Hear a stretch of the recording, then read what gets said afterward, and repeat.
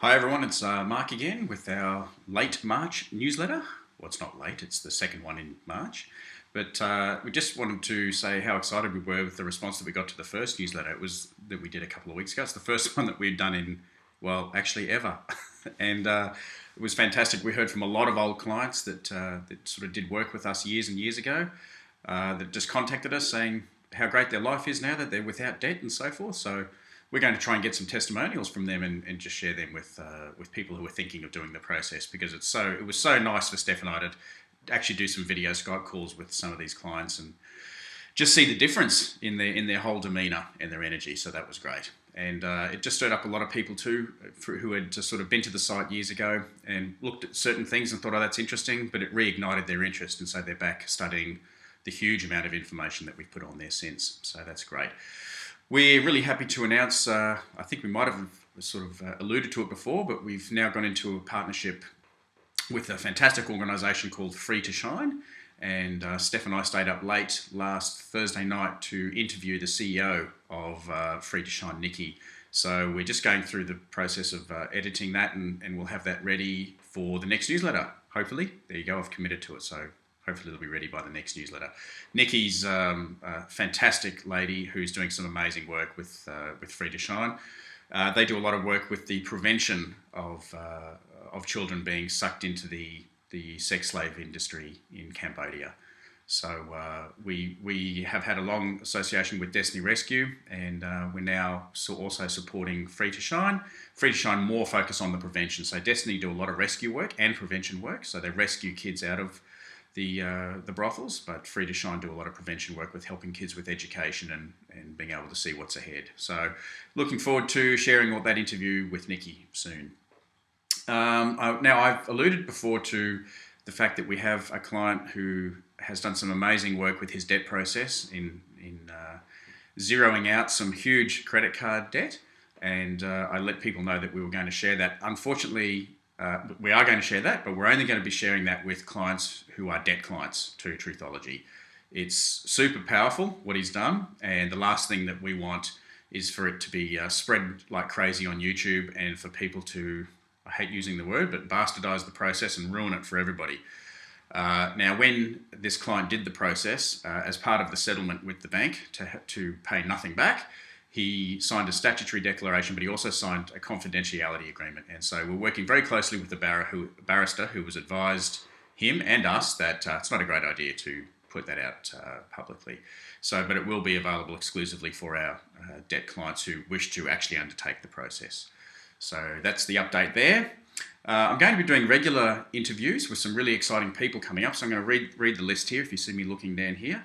I've been talking to Franco Collins, who has been instrumental in sharing with the world the background of trust law, how it all came about through the Vatican and certain papal bulls and so forth, and that this ancient Roman law and the rituals of the Roman law is evident through all courts throughout the world. So it doesn't matter whether you're in Indonesia, Japan, Australia, the US, the judges all dress the same, the rituals and procedures are exactly the same in all of these courts. There just might be slightly different acts and statutes. So I'm going to be interviewing Frank very soon, which I'm super excited about. I'm going to be interviewing a lovely chap over here. We're in Scotland at the minute by the name of Craig Moman, but Craig's actually a Kiwi and he's a naturopath and many other things. And I'm going to be talking to him about vaccinations. It's a really touchy subject. We cover it on our website, and boy, oh boy, I have to say it's one of the most contentious things that we do cover. And so we're going to be talking to him about his views of vaccinations, mine, and then of course you can make up your own mind, but I think you'll enjoy that.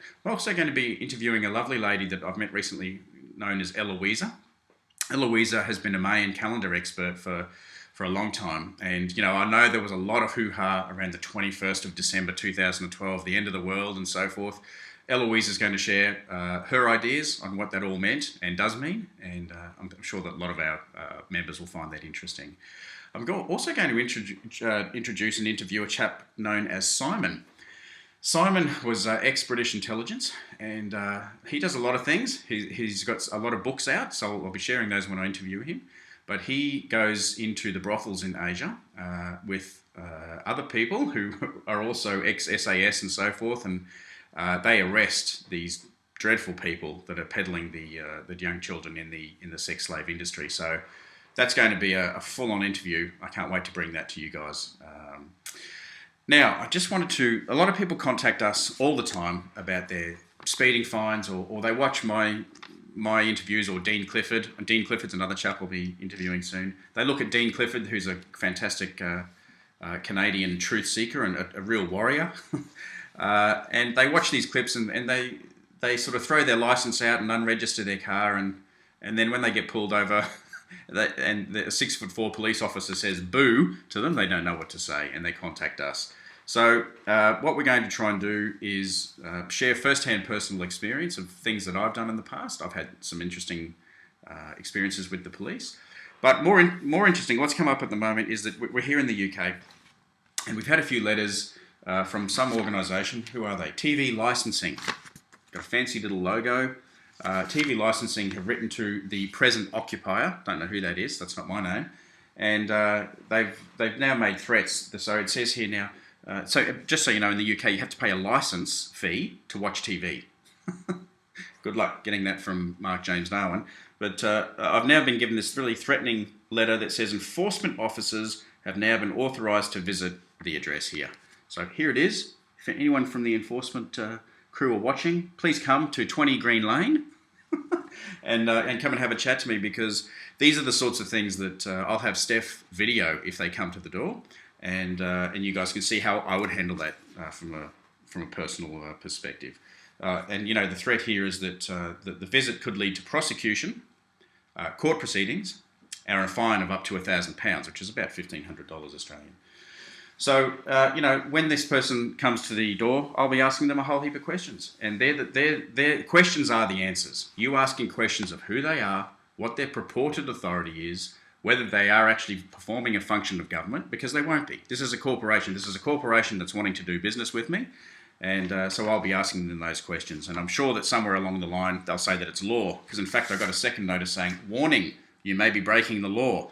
It doesn't quote what law. It doesn't say that the law is a statute law or what it is. So I'll be asking that. And, you know, they won't know. The reality is that they'll claim it's some sort of a statute law. And the Black's Law Legal Dictionary tells you that a statute law is a legislative rule of society given the force of law by the consent of the governed. So that's an interesting definition. It's a legislative rule of society. A rule is not a law. It's given the force of law by the consent of the governed. So firstly, they need to show that I've asked to be governed through a contractual arrangement, and then they need my consent. So, but you know, I'll be very loving. I'll let the party know that knocks on the door that I mean them no harm, and I'll simply be asking them questions. But these are the types of things that we'd really like to share with you firsthand. And we've actually had a few clients send us in videos of their experiences with supposed authorities. So we'll share that soon. All right, guys, signing off now. Look, it's taken me 8 minutes. I got in trouble last time because apparently I'm supposed to keep these to 5 minutes, but I'll waffle on. So have a great fortnight, everyone, and we'll have another newsletter out to you very soon. Okay, see you later, everyone.